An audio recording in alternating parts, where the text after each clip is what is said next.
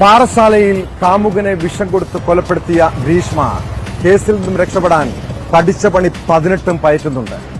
ഷാരോൺ വധക്കേസിലെ അന്തിമ റിപ്പോർട്ട് റദ്ദാക്കണമെന്നാവശ്യപ്പെട്ട് പ്രതി ഹൈക്കോടതിക്ക് പിന്നാലെ സുപ്രീം കോടതിയും സമീപിച്ചിരുന്നു. ഗ്രീഷ്മ നൽകിയ ഹർജി സുപ്രീം കോടതിയും തള്ളിയിരിക്കുകയാണ്. ഷാരോൺ കേസിൽ അന്വേഷണ സംഘം സമർപ്പിച്ച റിപ്പോർട്ട് വിചാരണ നടപടികൾക്കായി നെയ്യാറ്റിൻകര അഡീഷണൽ സെഷൻസ് കോടതിക്ക് കൈമാറിയിട്ടുണ്ട്. എന്നാൽ പ്രത്യേക അന്വേഷണ സംഘത്തലവനായ ക്രൈംബ്രാഞ്ച് ഡിവൈഎസ്പി അന്തിമ റിപ്പോർട്ട് നൽകിയത് നിയമപരമല്ലെന്നായിരുന്നു ഹർജിയിലെ ആക്ഷേപം.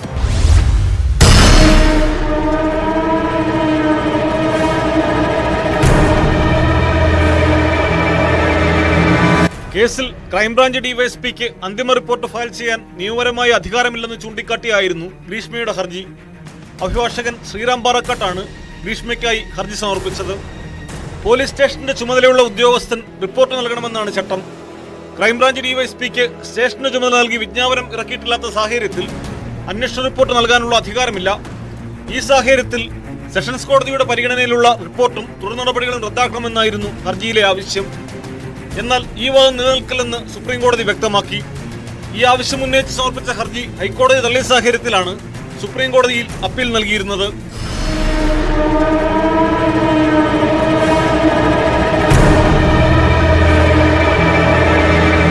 കേസിന്റെ വിചാരണ തമിഴ്നാട്ടിലേക്ക് മാറ്റണമെന്നാവശ്യപ്പെട്ട് ഗ്രീഷ്മ നൽകിയ ഹർജി സുപ്രീം കോടതി കഴിഞ്ഞ ഒക്ടോബറിൽ തള്ളിയിരുന്നു. കേരളത്തിൽ നടക്കുന്ന വിചാരണ കന്യാകുമാരി കോടതിയിലേക്ക് മാറ്റണമെന്നായിരുന്നു ആവശ്യം. പ്രണയബന്ധത്തിൽ നിന്ന് പിന്മാറാൻ വിസമ്മതിച്ചതിന് കാമുകനായ ഷാരോൺ രാജിനെ കഷായത്തിൽ കളനാശിനി കലർത്തി നൽകി കൊലപ്പെടുത്തിയെന്നാണ് കേസ്. തിരുവനന്തപുരം മെഡിക്കൽ കോളേജിൽ ചികിത്സയിലിരിക്കെ 2022 ഒക്ടോബർ 25-നാണ് ഷാരോൺ മരിച്ചത്.